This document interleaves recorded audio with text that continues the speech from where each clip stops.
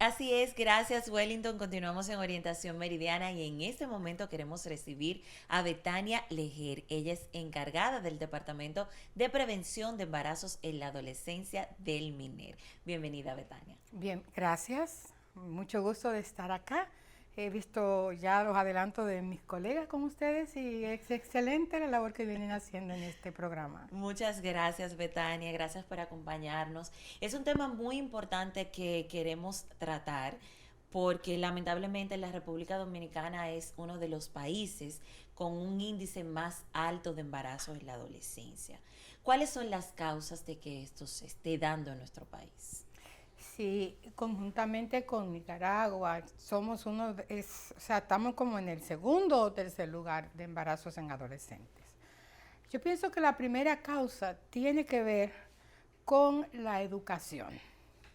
Internacionalmente se ha probado que hay dos elementos muy protectores para el desarrollo integral de los y las adolescentes.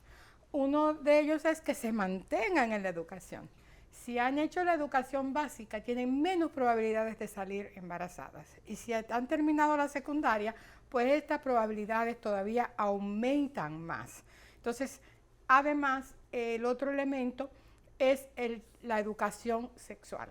En los países donde los adolescentes tienen acceso a una buena educación sexual en su proceso educativo, también esto funciona como un elemento protector. Algo muy importante que vemos es también esa mirada de que no solo el tema del embarazo tiene que ver con los y las adolescentes, o generalmente lo vemos centrada en la adolescente. Así es. Porque es Pero la más afectada en realidad. sí, es la más afectada y todavía la podemos ver más afectada cuando decimos que de 4 embarazos que se producen en la adolescencia, 3 están en uniones tempranas.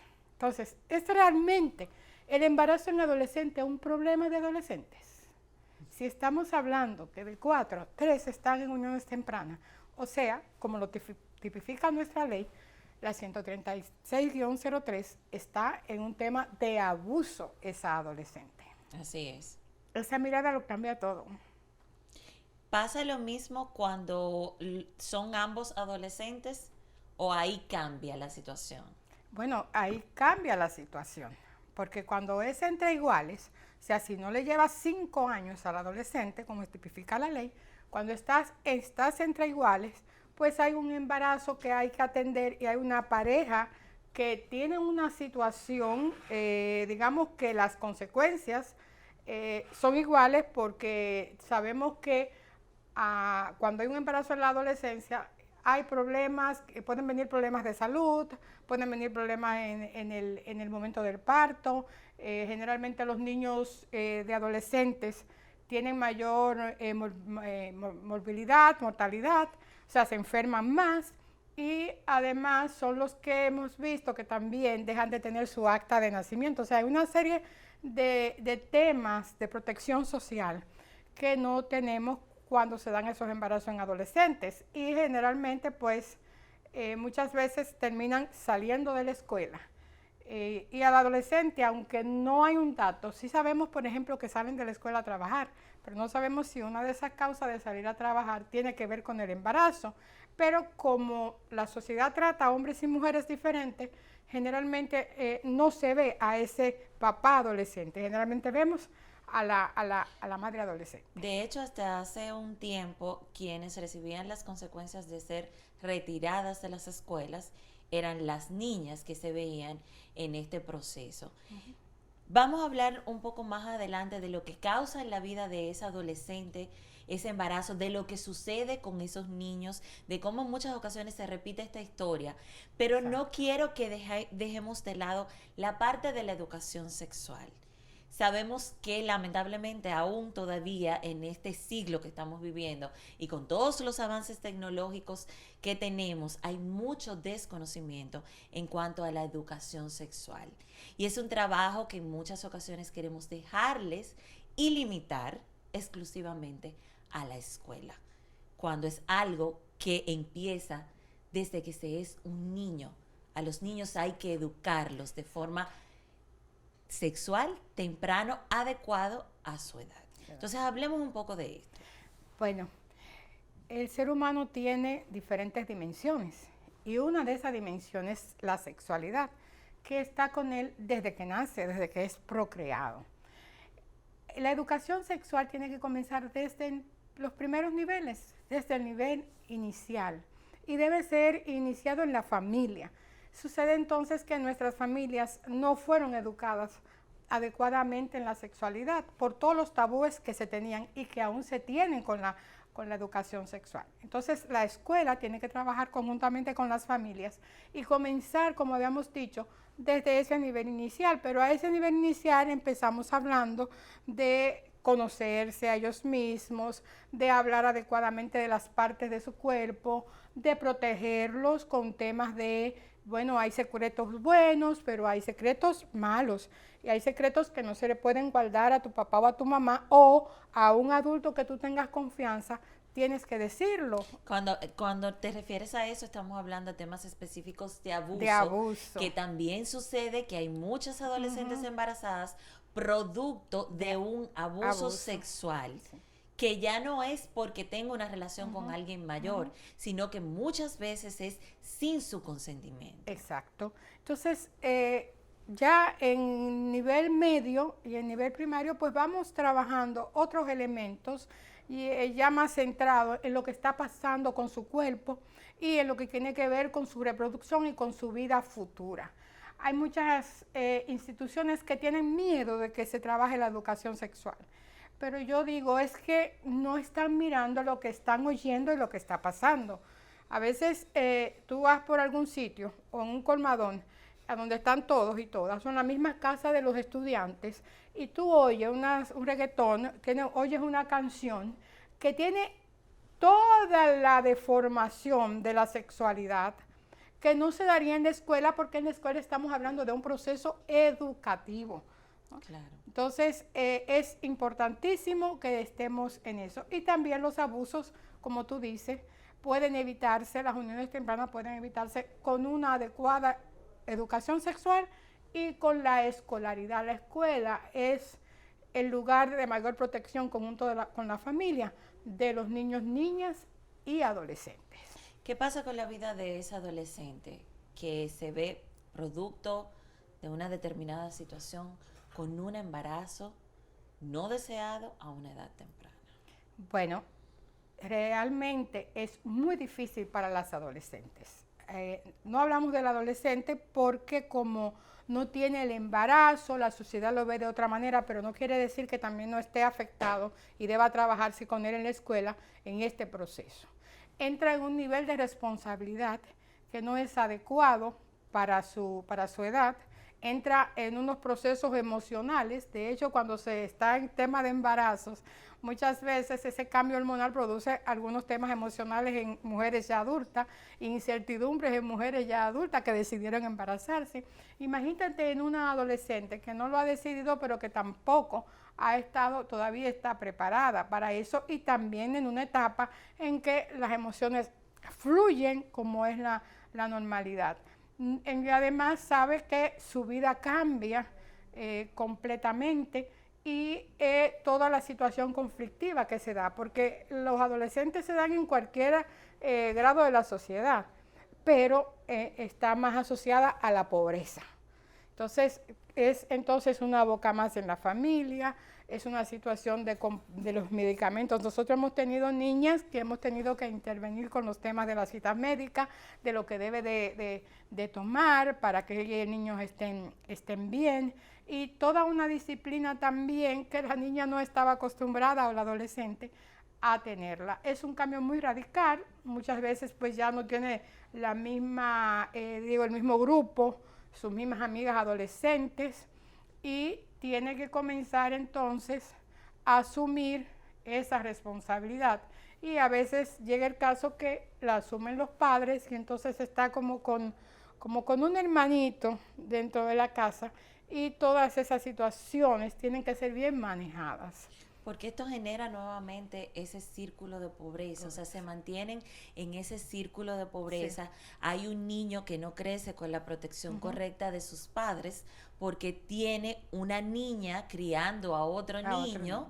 Entonces, sin el conocimiento, sin la preparación, y ni qué mencionar del aspecto físico, porque no es solamente que se le ve la barriga, que son en muchos casos despreciadas por las amigas porque son mal vistas, como una mala influencia, sino que corren riesgos porque su cuerpo todavía no está listo para un embarazo. Sí, bueno, pues tenemos que el embarazo adolescente contribuye con la alta tasa de mortalidad materna que tenemos en el país, justo por eso, porque como tú has dicho, todavía su cuerpo no está preparado para eso y además todos los procesos de visita que debe agotar se complica más. Y por eso es que siempre vamos a insistir en que el Estado, o sea, nosotros como parte del Estado, miremos desde temprano al adolescente, pero que también lo miremos de forma integral.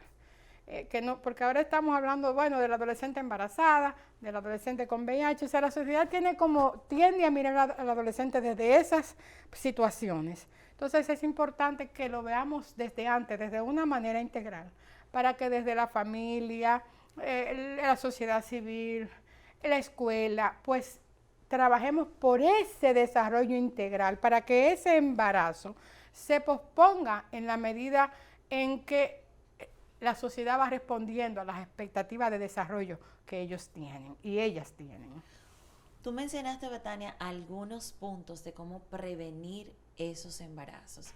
La educación es clave en todo ese aspecto. ¿Qué otros aspectos tenemos que tomar en cuenta a la hora de prevenir esas situaciones? Para mí hay 3 instituciones fundamentales.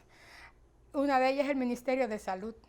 Y de hecho coordinamos con ellos en una mesa, se llama MES, una mesa para adolescentes, y en esa mesa pues se trabajan con las políticas que debe fortalecer este ministerio. Si tú le brindas un servicio adecuado de salud a los y las adolescentes, si aquellos adolescentes y jóvenes que están ya en actividad sexual, pues tienen también consejería a tiempo y tienen digamos, todo lo que se llama métodos anticonceptivos adecuados a su edad, a tiempo, pues también eso nos ayuda. Y también ayuda a prevenir un segundo embarazo adolescente, si ya hay una situación, y vimos a veces que llegan hasta 3 niños, porque no tuvo esa consejería y ese cuidado. Entonces la escuela y el centro de salud son fundamentales en ese proceso.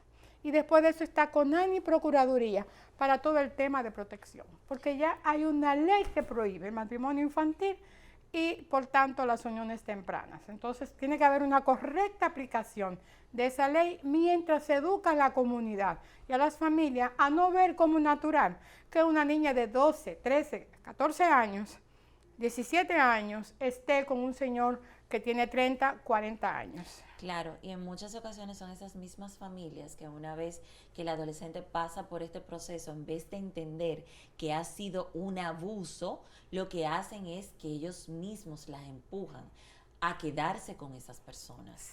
Sí, y muchas veces también vemos como natural y como bueno que una niña de 13 años, pues un señor que tiene algunas posibilidades, pues económicas, digámoslo claro, sí, claro. Pues que esa niña pues se vaya con ese señor. Y realmente en la mayoría de los casos, en los estudios, lo que se ha visto es que esa niña lo que va es a sufrir mayor niveles de violencia. Así es. Esa relación con un adulto mayor que quiere trancarla a un adolescente que justamente está en una etapa para vivir, para socializar con sus iguales, ese señor que quiere que ella atienda la casa, etcétera, etcétera. Y lo primero que ves es que la niña se va de la escuela, que el adolescente sale de la escuela. Muchas veces ese señor quiere que ese adolescente no vaya a la escuela. Hemos tenido varios casos, y entre ellas una joven que se graduó con notas sobresalientes y no pudo ir a buscar su premio, ni podía ir a la universidad porque la pareja se lo estaba prohibiendo. Entonces, porque insistimos, Nos juntamos con ella, pudimos saber la situación y entonces apoyarla para que si ella fuera a la universidad, y era una joven de 16, 17 años en ese momento. Entonces, realmente nosotros como mujeres, como madres, como padres también, tenemos una gran responsabilidad de que nuestras adolescentes y nuestros adolescentes, porque hay que educar también a los niños con esto de la prevención de embarazo. Claro. No, la muchacha no se embaraza sola. En este caso, o hay un hombre abusador o hay un adolescente que tuvo una relación con ella. Entonces, también hay que trabajar con los adultos y hay que trabajar con los niños para que toda esta cultura que tenemos y esta costumbre de ver a la mujer como algo que yo puedo tomar y que me hace más hombre, etcétera, etcétera, pues que veamos que eso no es posible y que la misma ley ya nos está diciendo que no podemos hacerlo, pero sobre todo por el bienestar de nuestras niñas y nuestros niños, porque al fin y al cabo o son mínimo nuestros vecinos, o son nuestras sobrinas, o son nuestros nietos, o son nuestros hijos. Entonces, como que la sociedad tiene que volver a ese concepto de protección de la niñez y de la juventud. Y trabajar todos para que esa adolescente y ese adolescente se desarrollen. Y eso, digamos que no es solamente algo que lo vamos a hacer por ellos.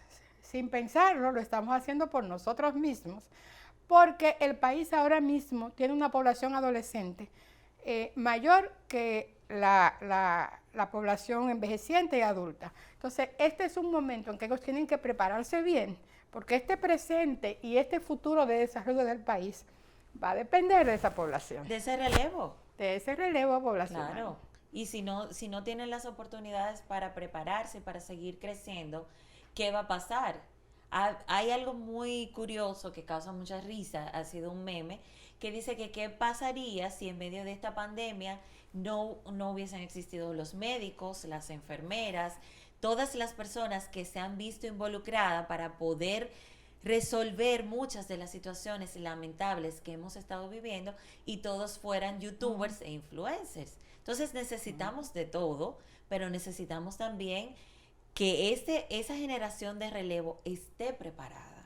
Sí, eso es fundamental para el futuro del país. Y viéndolo así como fundamental, otro elemento que tiene nuestro trabajo es que tanto el padre adolescente como la madre adolescente continúen en la escuela.